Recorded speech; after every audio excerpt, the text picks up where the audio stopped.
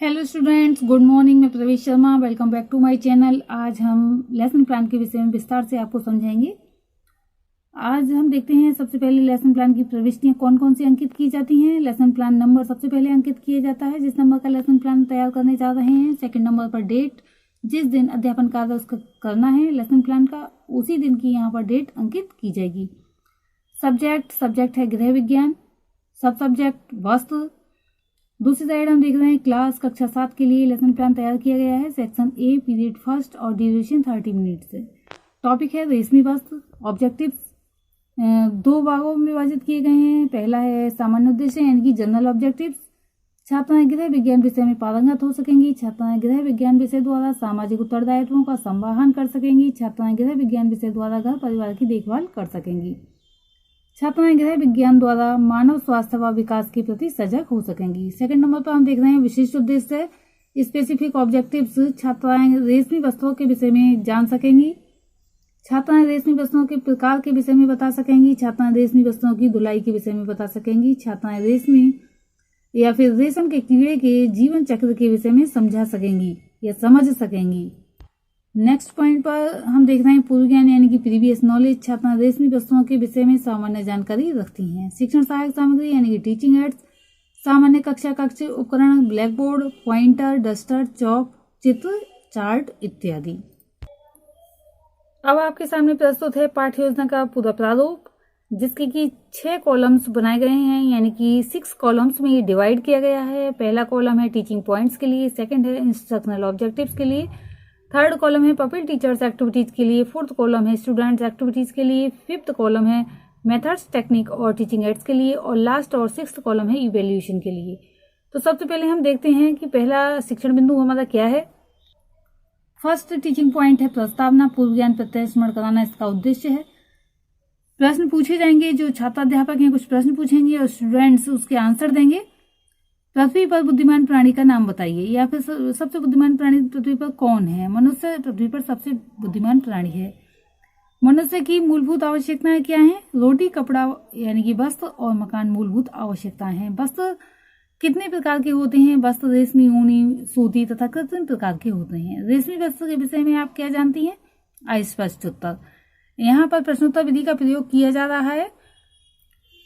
Next point आता है उद्देश्य कथन। जब समस्यात्मक प्रश्न उत्पन्न हो जाता है तब जो टीचर स्टेटमेंट होता है, नवीन ज्ञान का प्रस्तुतिकरण किया जाता है। रेशमी वस्त्र रेशम से तैयार किए जाते हैं। आज हम रेशमी वस्त्रों के विषय में अध्ययन करेंगे। छात्राएं ध्यानपूर्वक सुनेंगी। यहाँ कथन विधि का प्रयोग किया गया है।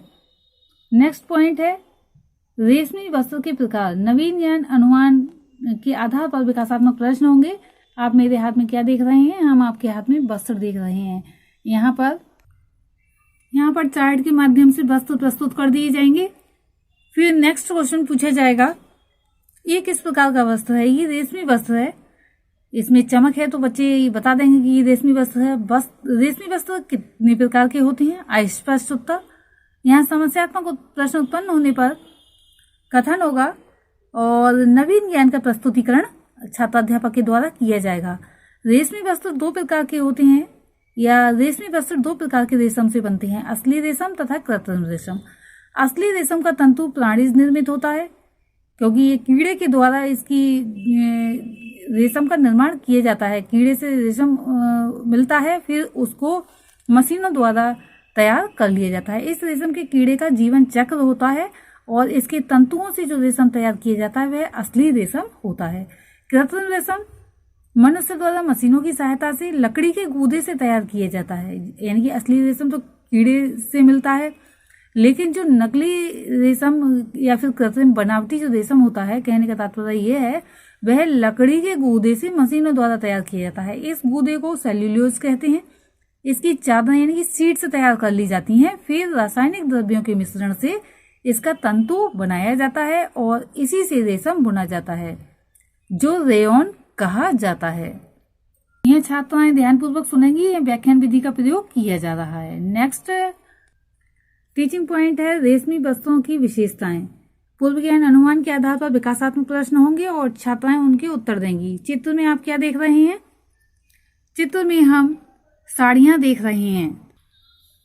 चित्र में साड़ियां दिखाते हुए छात्र देखते हुए कहेंगे कि चित्र में हम साड़ियां देख रहे हैं, प्रश्नोत्तर विधि और प्रदर्शन विधि का प्रयोग किया जा रहा है। यहाँ पर किस साड़ी में अधिक चमक है? रेशमी साड़ी में अधिक चमक है। रेशमी वस्तुओं की क्या विशेषताएं हैं? स्पष्ट उत्तर मिलेगा और समस्यात्मक प्रश्न उत्पन्न हो जाएगा। नेक्स्ट पॉइंट में कथन होगा और नवीन ज्ञान का प्रस्तुतिकरण किया जाएगा। रेशम सुंदरता के अतिरिक्त सूत की अपेक्षा गर्म होता है। एसिड का हानिकारक प्रभाव नहीं पड़ता है, हल्के अम्ल से ही चमकदार हो जाता है। यहाँ पर छात्राएं ध्यानपूर्वक सुन रही हैं। व्याख्यान विधि है, रेशम वातावरण की 10 से 30% नमी को बिना गीला प्रतीत हुए भी ग्रहण कर लेता है। धूप में अधिक देर तक रखने पर ही इसमें पीलापन आ जाता है। यहाँ एक मूल्यांकन प्रश्न कर दिया जाएगा कि रेशमी वस्तुओं पर अम्ल का क्या प्रभाव पड़ता है। नेक्स्ट टीचिंग पॉइंट है रेशमी वस्त्र धोने की विधि। पूर्व ज्ञान अनुमान के आधार पर विकासात्मक प्रश्न होंगे। धूप में अधिक देर रखने पर रेशमी वस्त्र कैसा हो जाता है? रेशमी वस्त्र धूप में अधिक देर रखने पर पीला हो जाता है। नेक्स्ट क्वेश्चन है कितने % नमी को बिना गीला प्रतीत हुए भी ये ग्रहण कर लेता है? 10 से 30% नमी को बिना गीला प्रतीत हुए भी ये ग्रहण कर लेता है। यहाँ प्रश्नोत्तर विधि का प्रयोग चल रहा है। थर्ड क्वेश्चन है रेशमी वस्तुओं की धुलाई के विषय में आप बताइए या फिर क्या जानती हैं? स्पष्ट उत्तर मिलेगा, समस्यात्मक प्रश्न उत्पन्न हो जाएगा।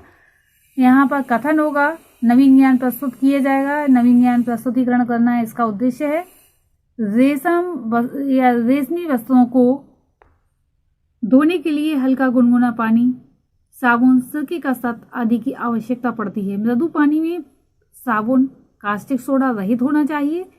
गुनगुने पानी में लक्स का साबुन या पाउडर मिलाकर उसमें थोड़ा रीठे का सत मिलाकर वस्त्र को धोकर रोएदार तौलिए पर सुखाना चाहिए। यहाँ कहने का तात्पर्य ये है कि जो कास्टिक सोडा युक्त साबुन या सर्फ होते हैं उसमें रेशमी वस्तुओं को नहीं धोना चाहिए, क्योंकि इन चीज़ों का प्रभाव बहुत जल्दी रेशमी वस्तुओं पर पड़ता है और वे खराब हो जाती हैं। छात्राएं ध्यानपूर्वक सुनेंगी। यहाँ व्याख्यान विधि का प्रयोग चल रहा है।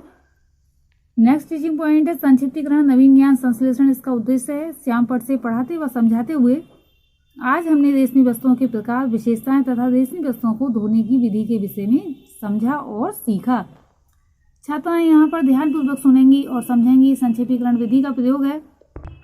नेक्स्ट पॉइंट है श्यामपट्ट कार्य नवीन ज्ञान स्थायीकरण। इसका उद्देश्य है प्रत्येक शिक्षण बिंदु में से मुख्य बिंदु का श्यामपट्ट कार्य होगा। छात्राएं ध्यानपूर्वक देखेंगी व समझेंगी। यहाँ श्यामपट्ट कार्य प्रस्तुत है। श्यामपट्ट पर सभी प्रविष्टियां अंकित की गई हैं। डेट, सब्जेक्ट होम साइंस है, सब सब्जेक्ट वस्त्र, class 7th section A, period first और ड्यूरेशन 30 मिनट। टॉपिक है रेशमी वस्त्र। जो मुख्य बिंदुओं के भी मुख्य बिंदु हैं इस प्रकार से हैं। रेशमी वस्त्रों के प्रकार ये 2 प्रकार के होते हैं, असली रेशमी वस्त्र और कृत्रिम रेशमी वस्त्र। रेशमी वस्तुओं की विशेषताएं, रेशमी वस्तुओं पर एसिड का प्रभाव नहीं पड़ता। 10 से 30% नमी को बिना गीला प्रतीत हुए भी ग्रहण कर लेता है। रेशमी वस्त्र धोने की विधि, ये वस्त्र कास्टिक सोडा रहित साबुन से धोए जाते हैं। श्यामपट्ट कार्य के पश्चात होता है निरीक्षण कार्य। लेखन कौशल का विकास इसका उद्देश्य है। छात्राध्यापिका छात्राओं को श्यामपट्ट का कार्य अपनी अभ्यास पुस्तिकाओं में उतारने का निर्देश देकर उनके लेखन कार्य, बैठने की मुद्राओं एवं पूर्व दिवस के गृह कार्य का निरीक्षण करेंगी। छात्राएं छात्राध्यापिका के निर्देशानुसार श्यामपट्ट कार्य अपनी अभ्यास पुस्तिकाओं में उतार लेंगी तथा पूर्व दिवस के गृह कार्य को निरीक्षित कराएंगी। नेक्स्ट और लास्ट पॉइंट है गृह कार्य यानी कि होमवर्क अभ्यास। इसका उद्देश्य है रेशमी वस्तुओं के विषय में विस्तार से समझाइए। छात्राएं गृह कार्य अपनी अभ्यास पुस्तिकाओं में उतार लेंगी। इस प्रकार से पाठ्य योजना की समस्त प्रविष्टियां और स्टेप्स कंप्लीट हो गई हैं। आज के लिए इतना ही। धन्यवाद।